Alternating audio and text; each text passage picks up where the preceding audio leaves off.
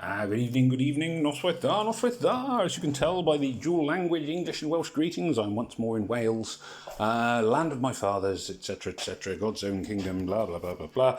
Here we are, Puzzle Combat once again, and this is a very brief celebratory video of 1,000 subscribers. Woohoo! I am now, like, world famous, in your face, Dan TDM, you with your 2.3M subscribers, whatever the M stands for. Now I've got over 1,000. So obviously this is I have monetized my channel, which is very nice. I don't entirely know how these things work, but if you could indulge me by watching ads or whatever, I don't, just who knows. But I know I don't watch adverts on other people's YouTube, so I can hardly speak for myself. So here we are back on, as I say, back on Puzzle Combat. There's much going on. As there always is. I should just do some crafting, because crafting is good. Oh, blimey, I'm low on resources. I am very low on a lot of resources at the moment. It's because of various shortages of regular farming, basically. But there we go, never mind.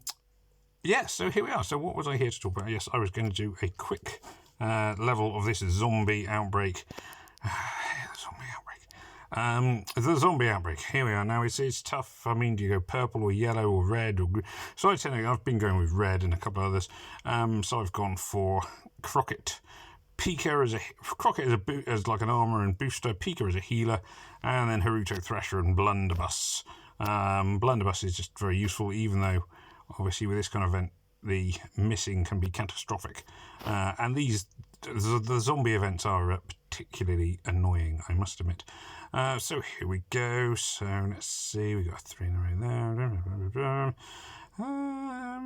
Not going to power this one up yet with using mana and using charge drinks and so on and so forth. I will get Blunderbuss ready here, because I'm going to get 3 in a row red and some yellow tiles going off into those guys. Tiles going off here. Various bits. Now, generally speaking, what I would say is try and use the activating, the purifying blasts only on the gravestones, if you can. If ideally you want all of your enemies to be in the grave when you use the purifying blast. Obviously, that isn't always practical. For example, I would suspect that this zombie here, I'm going to have to be. No, I might be able to do it. I'm going to try and get. Oh yeah, here we are. So before I hit the very obvious red move, which will finish him off, I've lined up the potions ready to blow the grave up, so I don't have to wait 3 turns for that to happen. So ideally, you want to blow the graves up. I wouldn't generally recommend using the purifying blasts the rest of the time, unless you are sort of fairly sure that by the time they go off, that you will have time to kill everyone in the time that it takes for them to go off again, if you see what I mean. So there's one gravestone here. That gravestone, however, is going to come back to life. I haven't got a choice of. I don't have the resort. I don't have the power up to thingy bob it anyway to turn it into what's the word I'm looking for? To purifying blast it. Still don't, in fact, so just have to sort of suck it up at the minute. Purifying blast is now ready. In this case, I think I may as well use it, because there's nothing much else. There's very little chance of me killing the green zombie for now, just with the board, unless I break out tons of special. Oh, well, there we are. There's no chance of me killing him, he says. And the zombie dies immediately. So unfortunately, this I've messed up pretty badly, really. So there's may as well save my well, actually, in fairness, my purifying blast at the moment, it probably may as well be used, because there's no, I regret to say this, there's no way I'm going to be putting bosses in the ground quickly enough that purifying blast won't have a fair chance to recover. Hopefully, oh, it's 4 waves. Oh, I didn't realise I got on 4 wave levels. Ugh, 4 waves. So here we go, again. You know, lots of grenades and so on and so forth going off. Let's see, if I do this, I may as well, I believe, activate my Purifying Blast, clear that out the way. So the Purifying Blasts are basically saved for the gravestones more so than the actual the general mobs, and even more so with the bosses. You kind of want to make sure, if you can, that you destroy the gravestones. I'm going to hope this one. Yeah, I didn't expect to actually kill the zombie there. He'll probably die now, and irritatingly I'll have to wait for the gravestone. Oh, no, it's okay. I missed him anyway. It's a very different kind of tournament, this one. I know it's there have been a lot of people grumbled about it, and I do understand the grumbling. Let's see, hopefully that will hit him. There we go, activate the gravestone. And on to the next wave. It's not my favourite event, I must admit, although it is a very different kind of challenge to a lot of the other events. Certainly it's much, much harder, I find, to get really high scores, because you're so dependent on making sure that you clear the gravestones. And the easiest and quickest way to clear the gravestones is with the Purifying Blasts, which you gather up from the various doobery,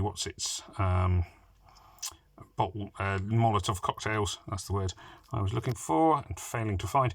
The Molotov cocktails, which enable you to make sure that everybody's dead, basically, so you can kill them quick. Let's hopefully, yeah, there we are, that's one down. I will purify it because it's best to get the bosses out of the way. Last thing I want is a boss coming back to hit me. Annoyingly enough, no, there we are. Now, this is where it was annoying, because like, if I'd have done that, timed that better, well, if I'd have known I was going to kill that boss, I would have saved the Purifying Blast until said boss reappeared, and I didn't. So, that means instead of having 2 dead bosses in one move, I now have 1 boss who's still alive. Luckily, I don't think it's going to be a huge issue here, as I've got quite a nice board to just finish that one off. It is really tricky to have that, do you use the Purifying Blast, or do you save it for a little bit longer? The timing on it is, to me, is what actually is going to affect your score, whether you get a big score or a small score. That's not too bad. I mean, I'll take that. I imagine the leaderboard is going to be 897. Yeah, I mean, I'm never going to catch that. Might be, where's the bottom of the top 100? It's very hard to say. 791. I might make top 100. Who knows? So we've got a little way to go, but we shall see. We shall see. Anyway, but like I say, it is the hardest thing is knowing when to use those Purifying Blasts, and it's not always as easy as you think. Oh, I'll use it now because I think I won't kill any more zombies in the next 2 turns before that one